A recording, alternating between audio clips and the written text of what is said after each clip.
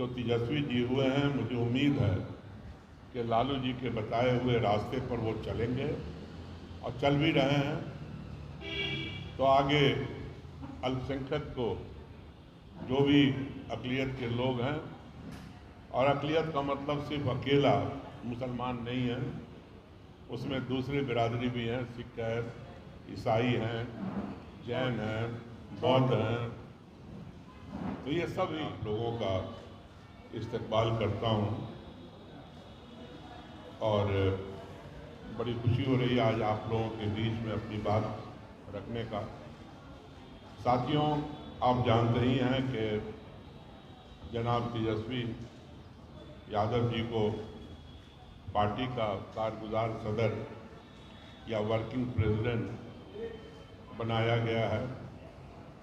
और इससे पूरे बिहार में राजद के साथियों में बड़ी खुशी है और वही खुशी राजद के का जो मेन वोटर है, जो लगातार जब से लालू प्रसाद जी ने बागडोर संभाला है जनता दल पार्टी की हैसियत से या फिर आज राजद की हैसियत से, आप जानते ही हैं कि जो वोट इंडिया गठबंधन या राजद को मिलता है उसमें अल्पसंख्यक का जो सहयोग है वो सबसे बड़ा होता है और उसकी वजह है कि लालू जी पर पूरा विश्वास अल्पसंख्यक समाज के लोगों का है और जब उन्होंने ये जिम्मेदारी तेजस्वी जी के हाथों में दिया है तो आपने उनका काम करने के स्टाइल को भी देखा होगा और उन्होंने प्रूव किया है कि वो जो राजद ने अपना रास्ता चुना है सेकुलरिज्म का, उस पर पक्के उतरे हैं। तो हम लोगों ने फैसला किया कि अल्पसंख्यक की तरफ से उनका एक अभिनंदन प्रोग्राम रखा जाए, एक इस्तकबालिया रखा जाए और श्री कृष्ण मेमोरियल हॉल में 11 तारीख को 11 बजे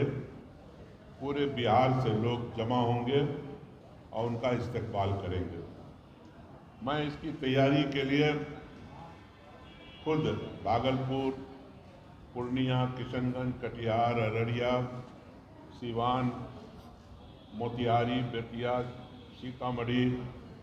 नवादा, गया, दरभंगा, समस्तीपुर और कई जगह इधर फुलवारी से आगे नवीन पाली, बहुत जगह घूम के आया हूँ पर्सनली।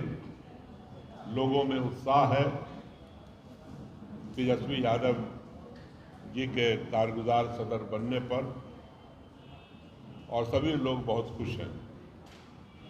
मैं आप लोगों के सामने दो परिस्थिति रखने जा रहा हूँ, दो जो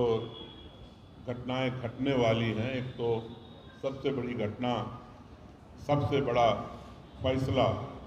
पार्टी का कि वो कारगुजार सदर हुए हमारे वर्किंग प्रेसिडेंट। ये ज़रूरत इस पार्टी की इसलिए भी है, अल्पसंख्यक के लिए, अक़लियत के लिए, कि आपको याद होगा, मैं रेफरेंस दे दूं, सच्चर कमेटी की एक रिपोर्ट आई थी और उस वक्त जो आंकड़े मौजूद थे उसमें बिहार और झारखंड दोनों था। उस वक्त जो मुसलमान नौकरियों में थे वो तकरीबन 8% थे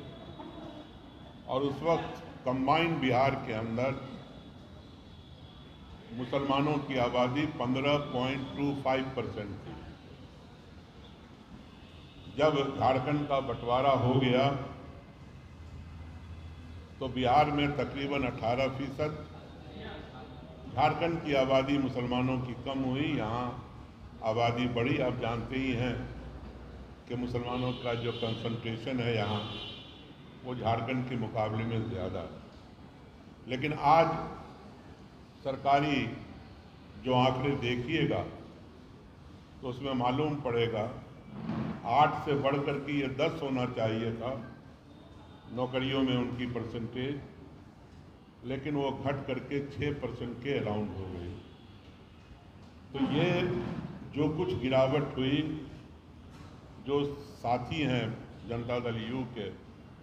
उनके बारे में कुछ कहना ही नहीं कि वो पूरे देश में अल्पसंख्यक, चाहे किसी भी कोई भी अल्पसंख्यक हो, उनके साथ उनका रवैया ठीक नहीं है। आप अगर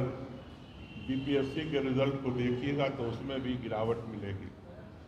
लालू यादव जी का जो बहुत बड़ा देन था, उन्होंने कोई भी कमेटी बनी बिहार के अंदर नौकरी देने वाली, उसके अंदर एक दलित, एक पिछड़े वर्ग के लोगों को और एक अक़लियत के लोग ज़रूर होते थे। चाहे वो पुलिस की भर्ती हुई हो, चाहे वो बीपीएससी की कोई कमेटी बनती हो, कोई भी कमेटी नौकरी देने वाली, और इसलिए नहीं कि वो किसी जो लायक नहीं थे उसको नौकरी देते थे, बल्कि बेईमानी के चांसेस ख़त्म हो जाते थे। आज जो सिस्टम है बिहार के अंदर, ये नौकरी घटती जा रही है, और जहाँ बेचैनी है मुसलमानों के अंदर और दूसरे अक़लियत के अंदर कि मुझे मौका नहीं मिल रहा, इसलिए एक बिहार के अंदर जो तेजस्वी जी हुए हैं, मुझे उम्मीद है कि लालू जी के बताए हुए रास्ते पर वो चलेंगे और चल भी रहे हैं। तो आगे अल्पसंख्यक को, जो भी अक़लियत के लोग हैं,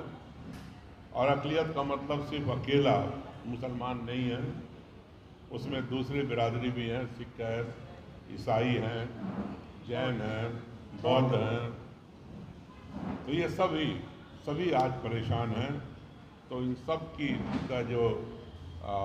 नेतृत्व है, इन सब की जो क़ियादत है, वो आप तेजस्वी जी के पास आ गई है, एक कारगुज़ार सदर की हैसियत से। तो मैं उम्मीद करता हूँ कि वो जो हमारे बड़ी मुश्किलात हैं, और नीतीश जी के वक्त में भी कुछ काम हुआ है, मैं मानता हूँ, लेकिन वो उन कामों से जो बेसिक चीज़ें हैं मुसलमानों की या अल्पसंख्यक की, वो नहीं बदली है। तो मैं चाहता हूँ कि आने वाले दिनों में एक एजेंडा भी तय हो, और उस दिन भी हम लोग चाहेंगे कि वो आगे उनके मन में क्या है, हम लोग क्या चाहते हैं, वो सारी बातों को वहाँ रखेंगे।